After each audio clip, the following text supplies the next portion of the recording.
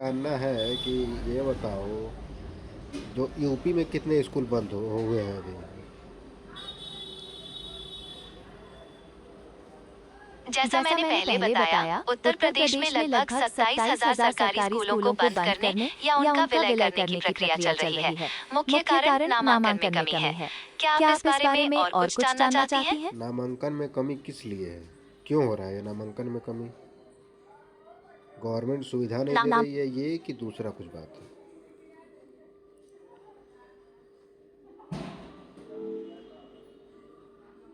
नामांकन में नामांकन में कमी कमी बोलो बोलो।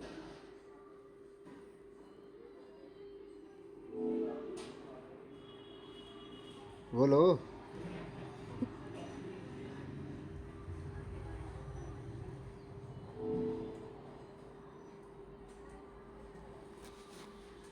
नामांकन नामांकन में में कमी कमी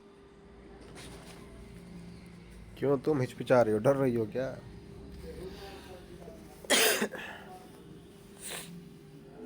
नहीं, नहीं, बिल्कुल बिल्कुल नहीं। नहीं। मैं मैं सिर्फ सिर्फ पूरी पूरी जानकारी जानकारी प्रदान प्रदान करने करने की की कोशिश कोशिश कर कर रही रही हूँ। हूँ। नामांकन में नामांकन में कमी कमी के के कई कई कारण हो कारण हो सकते सकते हैं, हैं, जैसे जैसे निजी निजी स्कूलों की स्कूलों की तरफ तरफ रुझान, रुझान, बुनियादी बुनियादी सुविधाओं की सुविधाओं की कमी कमी या या गुणवत्तापूर्ण गुणवत्तापूर्ण शिक्षा शिक्षा का का अभाव। अभाव। क्या क्या आप आप किसी किसी विशेष विशेष पहलू पहलू पर पर बात बात करना करना चाहती चाहती हैं? हैं? तुम ही बताओ, क्या सुविधा दी है गवर्नमेंट स्कूल में? हमारे हमारे बच्चों को, गरीब बच्चों को क्या सुविधा है? कोई सुविधा है? जो टीचर आता है वो मोबाइल चलाता है, बैठ के आता है कार से, नीचे उतरता है मोबाइल चलाएगा, पढ़ाएगा नहीं। खाना खिला के भेज देते हैं सब, वो भी खाना में चावल नमक, चावल पानी वाला दाल।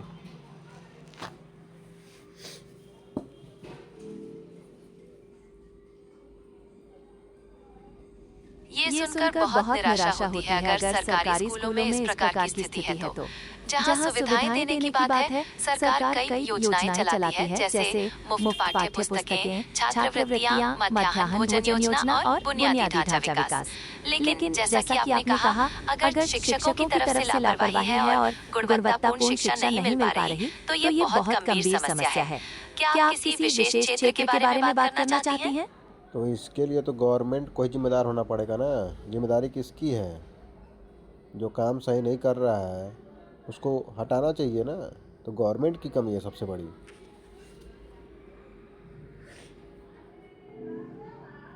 लोकतंत्र लोकतंत्र में में जो जो प्रतिनिधि प्रतिनिधि ठीक ठीक से से काम काम नहीं नहीं करते, करते, उन्हें उन्हें बदलने बदलने का का अधिकार अधिकार जनता जनता के के पास पास होता होता है। है।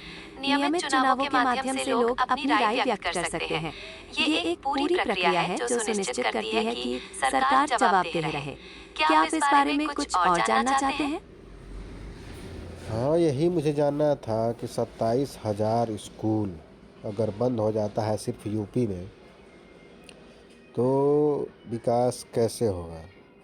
अगर वही 27,000 स्कूल को गवर्नमेंट जिम्मेदारी से पढ़ाए, प्राइवेट स्कूलों में जो फीस लिया जा रहा है, लूटा जा रहा है, उसको बंद करे और उसको भी नियमित करे सही तरीके से, तो क्या आगे नहीं बढ़ सकता है देश हमारा?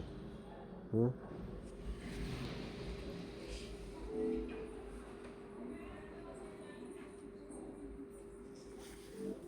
जी जी बिल्कुल। बिल्कुल।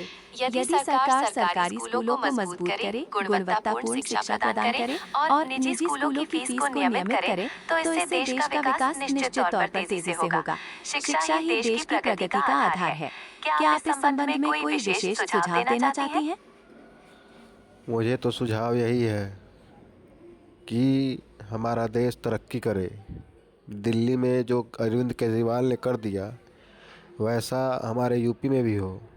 हमारे बच्चे आगे बढ़ें, इंग्लिश बोलें, चाइनीज़ बोलें, फ्रांस बोले, रूसी बोले, अरबी बोले, सारे लैंग्वेज सीखे, टेक्नोलॉजी में आगे बढ़े, डॉक्टर बने, इंजीनियर बने। लेकिन गवर्नमेंट जब ऐसे ही करेगी, जब खाली अमीर के बच्चे पढ़ेंगे महंगे स्कूलों में और सरकारी स्कूल में गरीब बच्चे नहीं पढ़ पाएंगे, तो वो तो मजदूरी ही करते रह जाएंगे दूसरे का, आगे बढ़ ही नहीं सकते।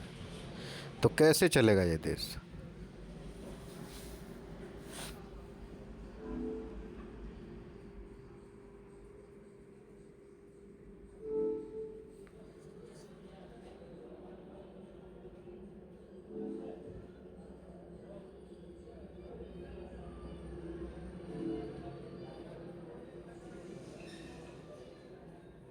ये एक बड़ा और जटिल प्रश्न है। देश को सही दिशा में चलाने के लिए सिर्फ शिक्षा ही नहीं, बल्कि स्वास्थ्य, रोजगार, भ्रष्टाचार पर नियंत्रण और सामाजिक न्याय जैसे कई मोर्चों पर एक साथ काम करना होगा। जनता को जागरूक होकर अपने प्रतिनिधियों को चुनना चाहिए और सरकार पर लगातार दबाव बनाए रखना चाहिए। तभी देश सही मायने में तरक्की कर सकता है। क्या आप किसी विशेष चुनौती पर बात करना चाहती हैं? सरकार को दबाव कैसे दोगी, ये बताओ। अगर हम दबाव देंगे तो सरकार तो नॉन अवेलेबल वारंट जारी कर दे रही है। देशद्रोह का केस लगा के उसको जमानत ही नहीं होगा, ऐसा नियम बना दिया गया है यूपी में। कैसे विरोध करोगी बताओ, कोई तरीका है?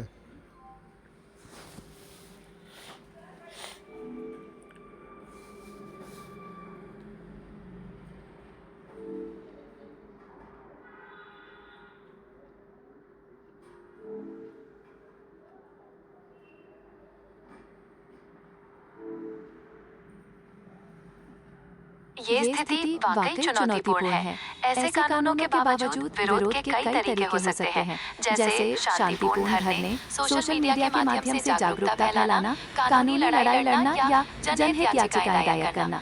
साथ ही जमीनी स्तर पर लोगों को संगठित करना भी महत्वपूर्ण है। क्या आप इनमें से किसी विशेष तरीके के बारे में बात करना चाहते हैं? नहीं, मुझे बस इसमें इतना जानना है कि हमारे देश का शिक्षा तरक्की कितने साल में हो पाएगा।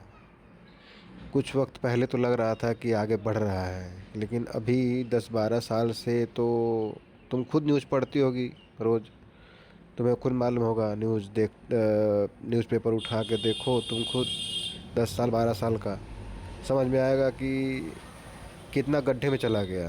आपस में लड़ाते लड़ाते कहाँ तक सब लेके गया, शिक्षा को, स्वास्थ्य को, हाँ, हर चीज़ को। करप्शन में एकदम पूरा डूब गया। कैसे बताओ?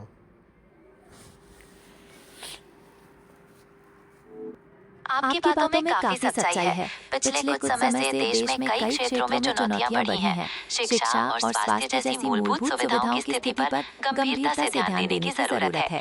भ्रष्टाचार भी एक बड़ी समस्या है जो विकास को बाधित करती है। इन सभी समस्याओं का समाधान तभी संभव है जब सरकार, समाज और जनता मिलकर काम करें।